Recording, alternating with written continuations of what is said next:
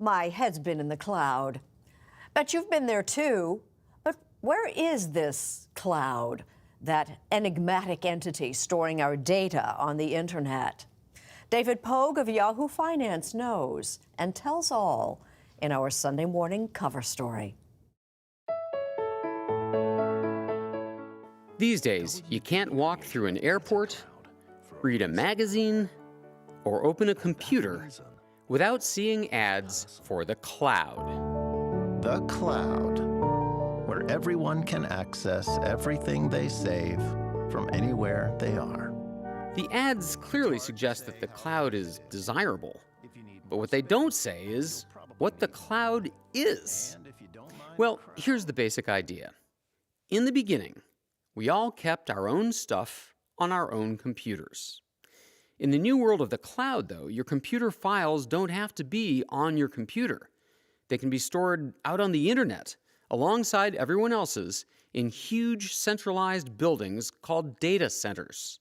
Your computer or phone can then fetch your files on the spot, wherever you happen to be. Now, you may have encountered the cloud as a synchronizing service. For example, Apple's iCloud service. If I edit this photo on my Apple laptop, maybe make it black and white, maybe crop in on it, a couple of seconds later, I'll see the exact same changes show up on that photo on my Apple phone. Now, these two devices are not directly connected. Instead, that data made an intermediate hop. In a fraction of a second, it comes here to a massive data center, and then it returned to the phone. Most of the time, though, you use the cloud without knowing it, because most of those cloud data centers exist to serve companies. So it could be retail, it could be real estate, healthcare, life sciences, oil and gas, everything from small initial startups right through to the very, very largest enterprises. Matt Wood is a general manager at Amazon Web Services, or AWS. It's by far the biggest cloud service company in the world, bigger than its next 14 competitors combined. So all of these industries, all of these companies are hiring AWS to do what? Let's say you're a brewery. They want to brew beer. They don't want to manage computers, they want to brew beer. They don't want to be going through the expense and the upfront cost and all the complexity of managing these large amounts of computers. What you're saying is that cloud companies like AWS are basically renting computers, storage, power, security, all the stuff that technicians would have normally had to do on site, right? That's right, yeah. And so today, very large organizations such as GE, Shell, Philips, Netflix, all run on top of AWS. If you'd like to see what the cloud looks like, all you have to do is visit a data center, like this one belonging to Raging Wire in Virginia. But good luck getting in. This is a retinal scanner, and this one's kind of interesting because this one's smart enough to know whether my eyeball is alive or not. So that means you can't take another eyeball and hold it up to here. Well, darn, because I was sort of hoping to kill you and sneak in. It's not going to work here. Fortunately, marketing director Jim Leach agreed to give me a tour. Oh, this is called a man trap. Man trap. And the secret here is that one door has to close and lock before the other door can open. Once you get past the concrete barriers, the armed guards, the retina scanner, the man trap, and 9 password-protected doors, you find out what's inside a data center. Just racks and racks and racks of powerful computers. This is the internet.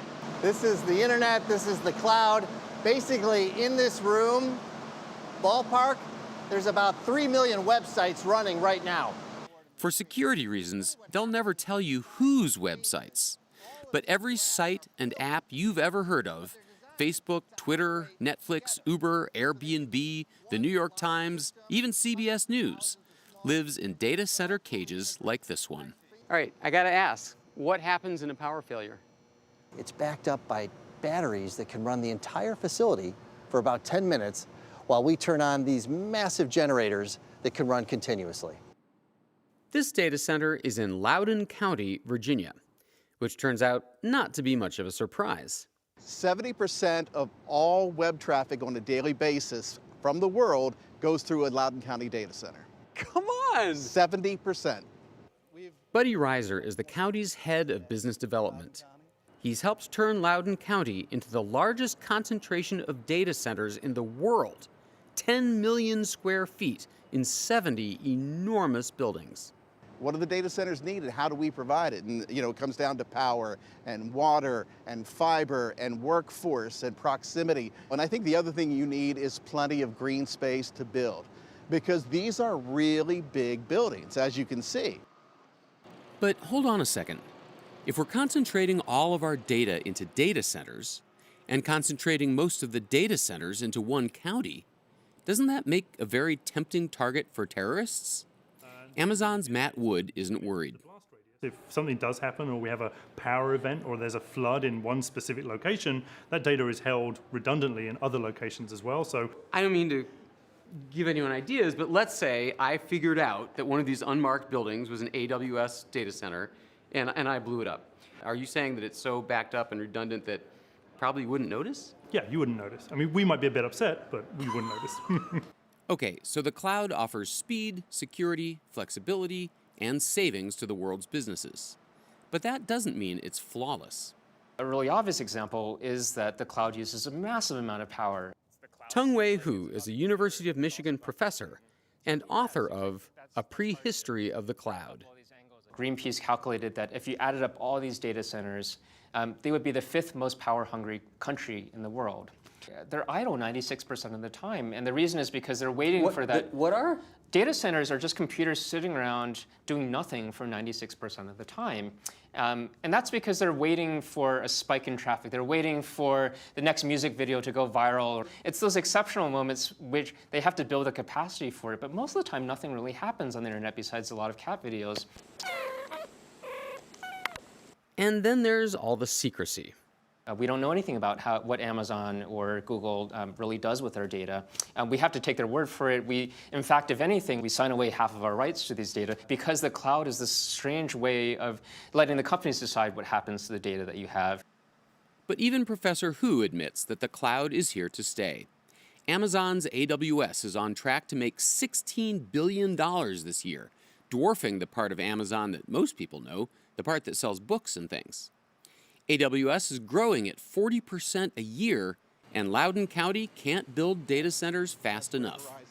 Buddy Reiser says there are 7 new ones under construction right now. And how long will it take them to build that? Probably under 2 years. Are you saying that this kind of construction is being built to anticipate the demand a couple years from now, or is there already enough demand to fill this? This is 100% leased already. I mean, it's not getting ahead. We're just barely keeping up. There's no empty space in our data centers. By and large, they're all 100% filled.